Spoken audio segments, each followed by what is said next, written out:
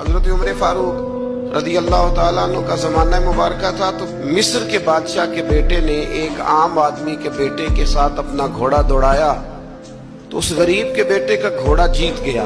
بادشاہ کے بیٹے کو سبکی محسوس ہوئی تو اس نے اس غریب کے بیٹے کی پشت پر کوڑے مارنے شروع کیے، بہت زیادہ کوڑے مار کے اپنے حسد کی اس جلن کو، آگ کو ٹھنڈا کیا۔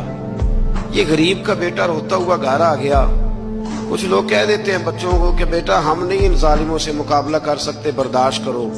وہ ظلم کو فروغ دیتے ہیں، وہ زیادتی کو پروان چڑھاتے ہیں۔ اس طرح لوگوں کے ہاتھ بھی کھلتے ہیں اور ظالم زیادہ سے زیادہ ظلم کرنے پر معاذ اللہ آمادہ ہوتا ہے۔ جب بیٹے نے آ کے گھر بتایا نا اس غریب کو کہ گورنر صاحب کے بیٹے نے میری پشت پہ درے مارے ہیں، تو اس نے کہا بیٹا میرے ساتھ گھوڑے پہ بیٹھو۔ کہا ابا جی کہاں جانا ہے؟ تو کہا بیٹا یہ ظلم کا دور نہیں، یہ عمر کا دور ہے، خاموش رہنا ظلم رہے گا، میرے ساتھ چلو مدینہ شریف چلتے۔ رات کا وقت تھا، جناب عمر سوئے ہوئے تھے۔ اس فریادی نے دروازے پہ آ کے صدا لگائی تو کمال ہی کر دی۔ اس نے کہا عمر باہر نکلو، یہ سونے کا وقت نہیں۔ جب ظلم ہونے لگے دنیا میں تو بادشاہ سویا نہیں کرتے، باہر آؤ۔ جناب فاروق اعظم باہر آئے تو اس نے کہا عمر ہماری غلطی کیا ہے کہ ہم غریب ہیں؟ غلطی یہ ہے کہ ہم تنگ دست ہیں، مجبور ہیں۔ دیکھو میرے بیٹے کی پشت کا کیا حال کیا۔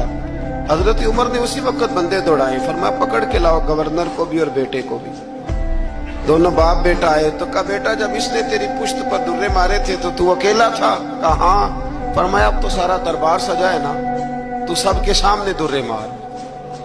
بیٹے کو درے لگائے اور گورنر صاحب کے لیے حکم جاری کیا کہ ان سے شاہی لباس اتروا کے نا تو انہیں بوریے کا لباس پہناؤ، آج کے بعد گورنر ہی نہیں کریں گے، اونٹ چرایا کریں گے۔